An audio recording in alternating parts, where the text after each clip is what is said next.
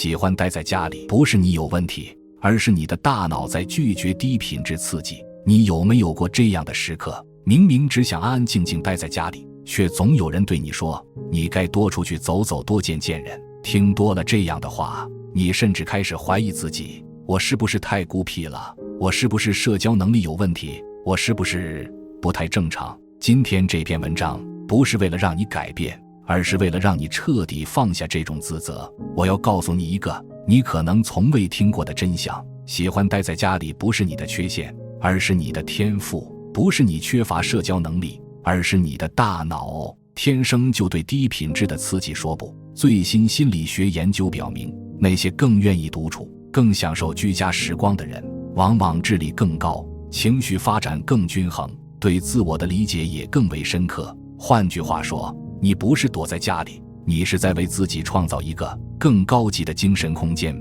法国哲学家帕斯卡有一句名言，我每次读到都觉得振聋发聩。人类所有的不幸都源于一个事实，他们不知道如何安静地独自待在房间里。仔细想想，是不是这样？大多数人无法忍受孤独，于是拼命往外跑，寻找各种浅薄的关系，热闹的聚会，喧嚣的酒局。他们用这些表面的刺激来逃避自己的内心，结果却制造了更多的焦虑、疲惫和空虚。但你不一样，你不害怕孤独，你甚至享受独处。你能够用一种充满好奇的目光直视自己的内心世界，那种你多出去走走，心情就好了的老生常谈。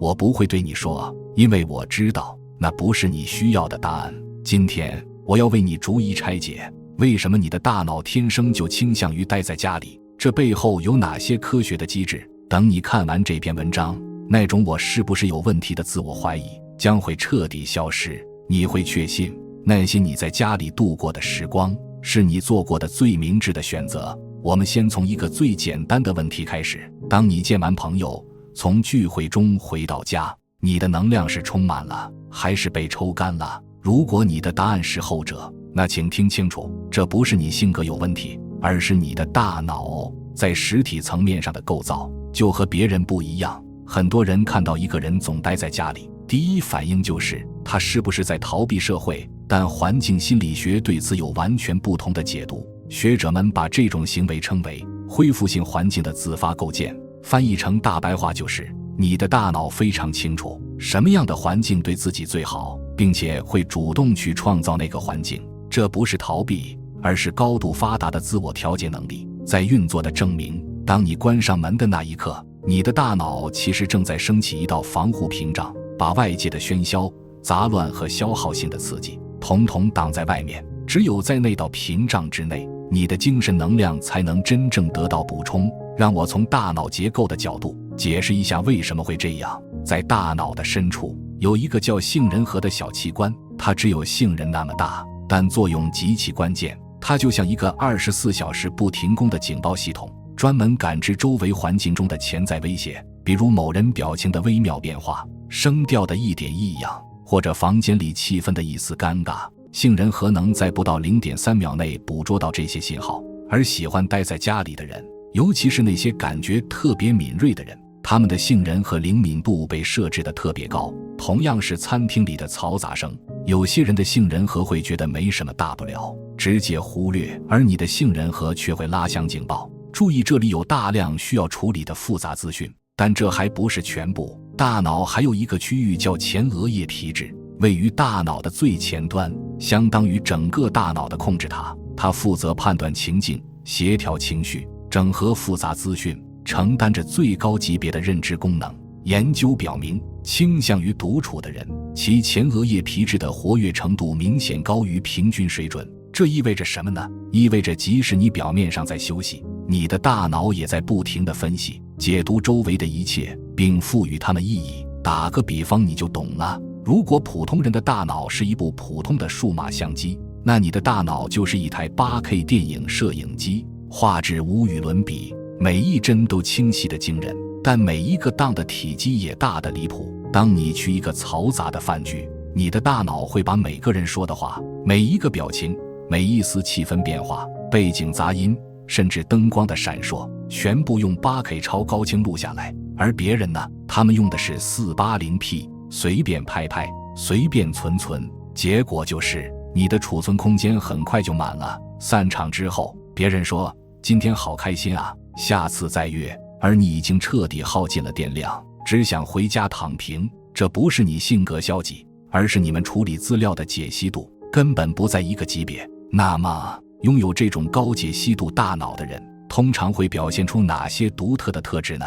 我们来一一细说。第一，你对闲聊的忍受能力极其有限。你一定经历过这样的场面，坐在某个社交场合里，大家表面上在说话，实际上没有一个人在真正交流。一个人说话的时候，其他人表面上在听，脑子里却在想自己下一句要说什么。你看穿了这一切，你精准地感知到了那种空洞和虚假，然后你的能量在那一刻急速流失。这不是因为你内向，而是因为你的大脑对缺乏真诚的互动产生了强烈的排斥反应。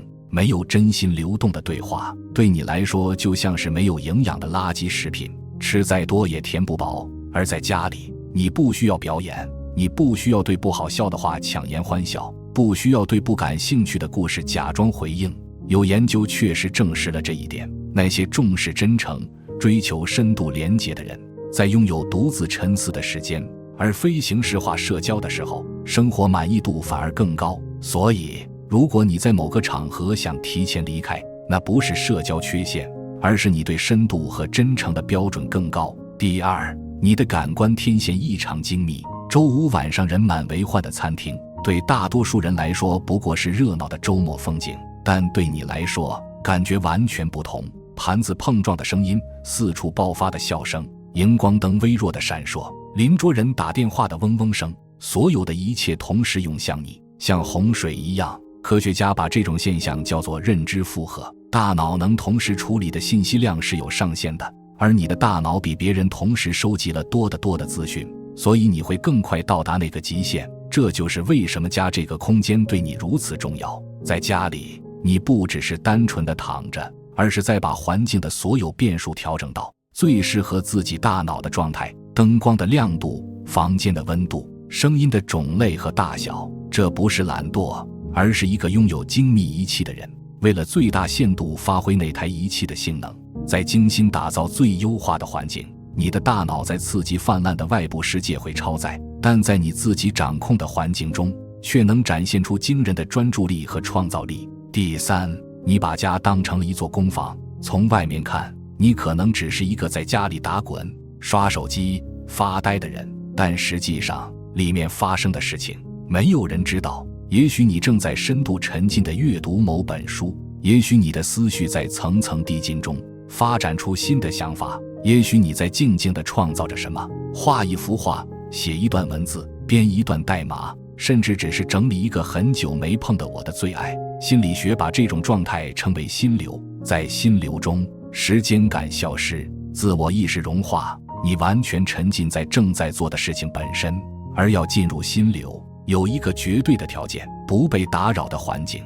如果有人每3分钟就来敲你的门，或者周围噪音不断，这种状态根本无从进入。历史上所有留下卓越创作的人，无一例外都需要孤独的时间，原因就在这里。你能在家里专注于某件事好几个小时，意味着你的大脑正在自主创造进入心流的条件。这不是孤立，而是在为自己构建深度沉浸的土壤。第四，你深知安静的平和有多珍贵。在某个时刻，你一定有过这样的领悟：复杂人际关系带来的压力是世界上最贵的账单。那些背后说人闲话的饭局，那些每次见面都把自己的不满一股脑导出来的人，那些见完之后你要花好几天才能恢复的关系。经历过这些，你会自然而然地建立起防御策略。心理学把这叫做划定界限的能力。有趣的是，这种能力在心理健康的人身上普遍更高。你舍弃不必要的关系，选择安静的夜晚，不是从社会退缩，而是只有懂得守护自己平和的人才能做出的决定。和宠物一起窝在沙发上，或者放着喜欢的音乐读一本书。那些不断向外追逐刺激的人根本不懂这段时间的价值。对内心不安的人来说，这种宁静看起来是无聊，但对你来说，它是最纯粹形式的自由。实际上，关于皮质醇的研究反复证实，这种自发性的独处会使压力荷尔蒙浓度显著下降，免疫功能得到增强。你不是在躲，你是在养。第五，你能精准感知到时间这个资源的重量。你可能在无意识中做着这样的计算：往返碰面地点2小时，聚会3小时，在这5小时里，真正有意义的对话只有短短20分钟，剩下的4小时40分钟消耗在移动、等待和听那些毫无营养的闲聊上。如果把那5小时用在家里，你可以读完半本书，可以推进一个搁置已久的计划，或者什么都不做，彻彻底底的休息。这种自动运转的计算意味着你的大脑在及时评估时间的机会成本。在这个资讯泛滥、注意力被疯狂收割的时代，能区分什么值得花时间，什么不值得，这是最被低估的生存能力之一。以上5点贯穿了一个核心：你是一个即使没有外部认可，也能在内心创造充盈感的人。让我解释一下这为什么了不起。进化心理学家金泽聪 Satoshi Kanazawa 在一项大规模研究中发现了一个令人惊讶的规律：对普通人来说，社交越多，幸福感越高，越频繁见朋友、参加饭局、与人相处，生活满意度就越高。然而，在高智力群体中，这个公式被完全颠覆了。智力越高的人，社交活动越频繁，生活满意度反而越低。而当他们拥有充足的独处时间时，他们报告的幸福感最高。为什么会出现这样的结果？研究团队的解释是，高智力的大脑具有强烈的专注于长期目标的倾向，